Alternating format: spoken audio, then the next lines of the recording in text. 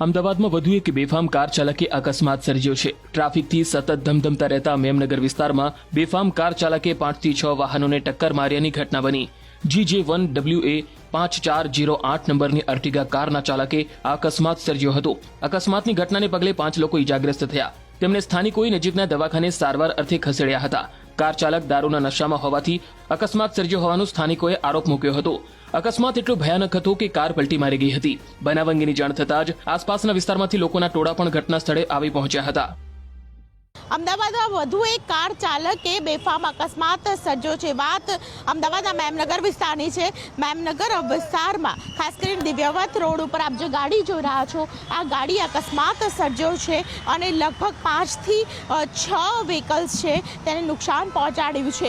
એટલું જ નહીં, 5 થી 6 વ્હીકલ્સ સાથે ખાસ કરીને 5 થી 6 લોકો છે તે ઇજાગ્રસ્ત છે, જેમાંથી એકની હાલત ગંભીર હોવાથી તેને સોલા સિવિલ હોસ્પિટલ લઈ જવાયો છે।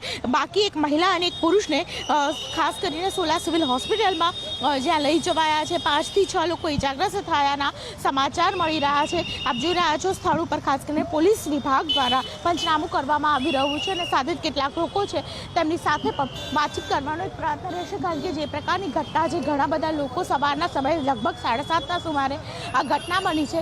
લોકો છે તેમની સાથે વાતચીત કરવાનો એક પ્રયત્ન રહેશે। સવારે જ્યારે ઘટના બની ત્યારે તમારામાંથી કોઈ હતું ખરી? હા, હું પોતે જ હતો। શું થયું હતું? મીન ટાઈમે 7:15 થી 7:30ની વચ્ચે આ બનાવ બનેલો છે, બરાબર છે। જે રીતે કુકરનું પ્રેશર વધતા ફાટે એ પ્રમાણેનો આ એક્સિડન્ટ થયેલો છે। કેટલા લોકો ઇજાગ્રસ્ત થયા? આમાંથી 7 થી 8 જણા છે। શું વાગ્યું? કેટલું વાગ્યું છે? વાગ્યું છે, ઘણું બધું વાગ્યું છે। કાર ચાલક હતો, શું કેવી અવસ્થા? કેટલી દશામાં છે ને એની તપાસ કરતા એનામાંથી વાટાણ મળેલી છે, પણ એના મળતી આવો બરોબર લઈને નાસી ગયેલો છે। લોકો અહીંયા હાજર હતા? સ્થળ ઉપર તો ઘણા બધા હતા બેન। અચ્છા, આવી રીતે ડર લાગે છે કારણ કે વહેલી સવારે આ પ્રકારની ઘટના બનવી। તમે આ વિસ્તારમાં રહો છો? અહીંયા જ રહીએ। અચ્છા, આવો ડર લાગે છે કારણ કે અચાનક જ બેફામ કાર આવી? આ પહેલા બી આ રોડ ઉપર આવો એક્સિડન્ટ થઈ ગયેલો છે। હા, આ ભાઈ બાજુમાં જ રહ્યા છે, બાજુની સોસાયટીમાં, અને એવું સાંભળ્યું કે બીજા 4 રસ્તાથી આ બધાને 4 જણને ત્યાં આગળ બી ગાડી ઠોકીને આવ્યો છે। તમે શું કહેશો? તમે આ ઘટના સ્થળ પર હાજર હતા જ્યારે આ ના, હું હાજર નહોતો બેન, પણ હું સૂતો હતો ને મારી વાઈફ બી મારા છોકરાને મૂકવા નીકળી હતી। મારો છોકરો મારા જે અગ્રસેનમાં ભણે છે, એટલે એ આગળ નીકળીને આ ઘટના બની, એટલે જોઈ નથી, પણ એ બી એવી ગભરાઈ ગઈ છે કે ના પૂછો વાત। એટલે એને ઘરે આવીને મને જાણ કરી કે વિપુલ આવું થયું। અચ્છા, જે ઘટના સ્થળ પર ઇજાગ્રસ્ત બધા છે એમાં નાના બાળકો પણ છે? હા, બાળકો બી છે, પણ રૂબરૂ મેં નથી જોયું, પણ બાળકો 7:30 એટલે સ્કૂલનો ટાઈમ હતો બેન। અને પબ્લિકનું એવું કહેવું છે કે ભાઈ જે ઇન્જરી થયા છે બધાને સોલા સિવિલ લઈ ગયા છે।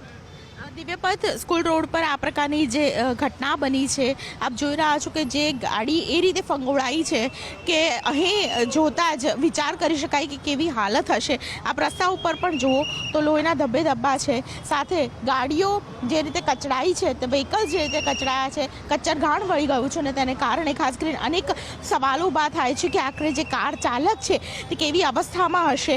સાથે જ ખાસ કરીને જે કાર ચાલક છે તેણે ગાડી ઉપરથી કંટ્રોલ ગુમાવે તો આખરે એવું તો શું બન્યું હશે કે સવારના 7:30 વાગે આ પ્રકારની ઘટના બની। આપ જુઓ, એક્ટિવા પણ એ રીતે કચ્ચરઘાણ વળી ગયું છે અને સાથે જ આ જે એક્ટિવા ચલાવનાર વ્યક્તિ છે તે પણ ખૂબ જ ઇજાગ્રસ્ત થયા હોવાના સમાચાર છે। અહીં એક ટિફિન પણ પડેલું છે, સાથે ખાસ કરીને અહીં જે પ્રકારની ઘટના બની છે તેને કારણે અનેક સવાલો ઊભા થઈ રહ્યા છે। 9580 નામની આ જે વ્હીકલ્સ છે, નંબરનું વ્હીકલ્સ છે, તે અહીં કચ્ચરઘાણ તેનું વળી ગયું છે। લગભગ 6 થી 7 લોકો ઇજાગ્રસ્ત હોવાના હાલ સમાચાર મળી રહ્યા છે। કેમેરામેન શ્રેણિક મહેતા સાથે દીપિકા કુમાર, ન્યૂઝ 18 ગુજરાતી, અમદાવાદ।